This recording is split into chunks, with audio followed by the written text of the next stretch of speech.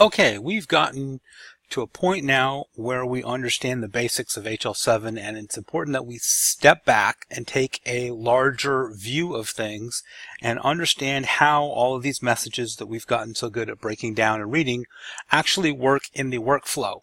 Understanding the radiology workflow is critical to being able to solve the problems. If one of these arrows is where the break in the workflow is, it's up to you to find that break, fix the problem, and get the whole workflow back up and running again.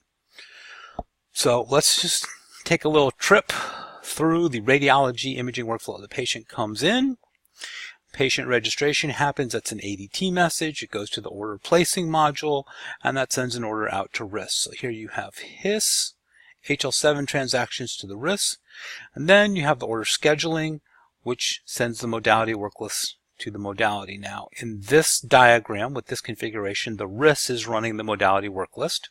So you have all HL7 here, and then you have DICOM, right? So the images get acquired, and that comes to the image management service, and that goes into the image archive, and then that goes out to the image review station. So this block here, PACS and the review workstation, is all DICOM.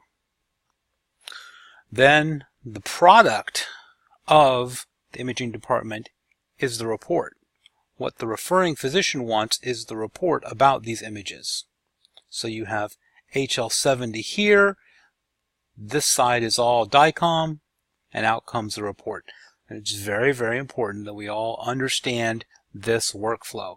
It's the core of being a good radiology informatics professional, is to understand the workflow and how the messages match the workflow. So let's go through one step by step.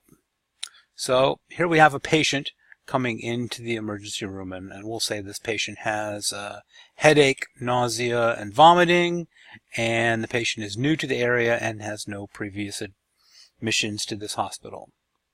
First thing that's going to happen is they're going to work with registration. The ER registration clerk will bring in her card and register the patient in the hospital information system, more commonly called an EMR, which stands for electronic medical record. When she completes the form on her COW, computer on wheels, and clicks submit, what type of message do you think would be generated? What will the HL7 message dialog be? Well, it's going to be an ADT A04, right? So the ADT A04 is going to come out of the HIS, and it's going to go to the interface engine, and the interface engine is going to send an acknowledgement back saying, hey, we've got your A04, and we're going to send it on down the line. The interface engine will do a copy forward. It will take that A04 and it will send it to both the RIS and the PACS, so that both systems now know that this person exists. Prior to this message dialog, they didn't know this person ever existed.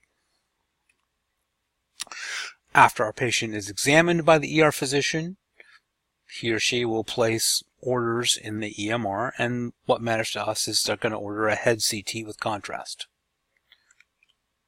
Right? So when the physician puts into the computer system an order for a head CT with contrast, it's going to trigger an ORM. The ORM is going to come out of the HIS, it will come to the interface engine, it will get an acknowledgement. That ORM will go to the RIS and it will go to the PACS, and both of those systems will send back an acknowledgement that will go all the way back and say, okay, we've got your order message, we all have received it and we know what to do with it, we're going to process it, everything is working good. So then the patient comes to radiology, and during the patient interview that the tech does, they discover the patient's allergic to iodine.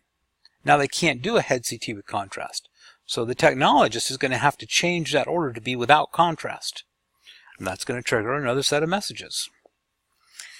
That's going to trigger an order status change message.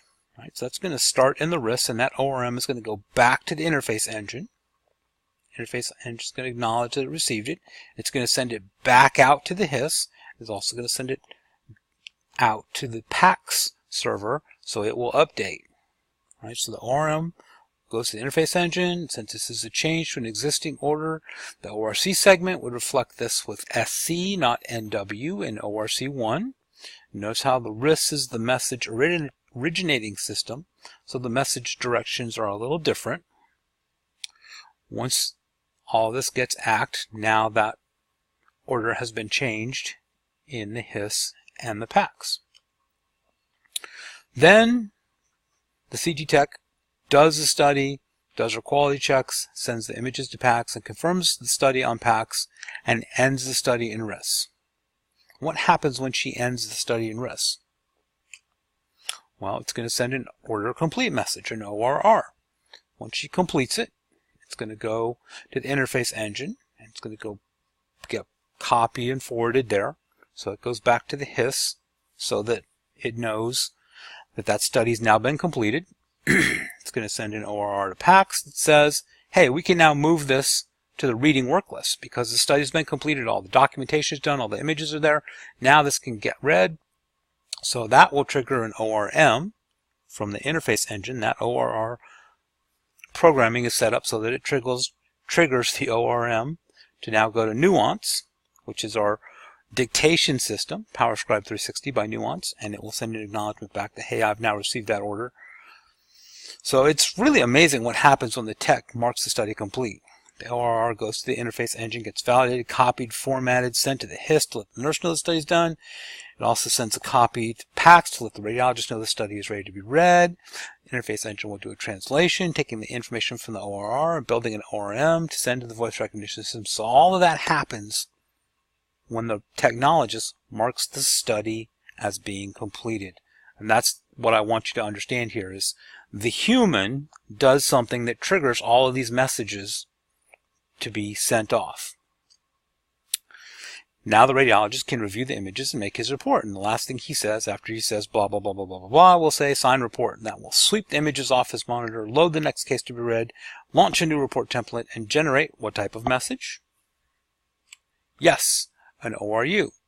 So the ORU will come out of Nuance, it will go to the interface engine, and that report will go to PACS, that report will go to RIS, and that report will go back to the clinician at the hospital information system. So now that report is in all 4 different systems. A copy will stay here, a copy will go to PACS with those be stored with the images, a copy will be stored with the order information and RIS, and a copy of the report will be stored with all the patient's information in their electronic medical record in the HIS.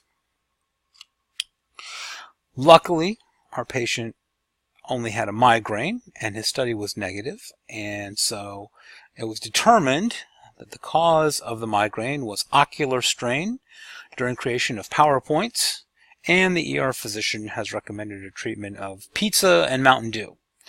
All of this means that it's now time for the patient to be discharged. Remember, discharge is a 2-step process. Right? So first comes the pending discharge. Out will come the A16, and it will get ACT. So then, of course, the patient is ready to actually be discharged, and it's finally out the door.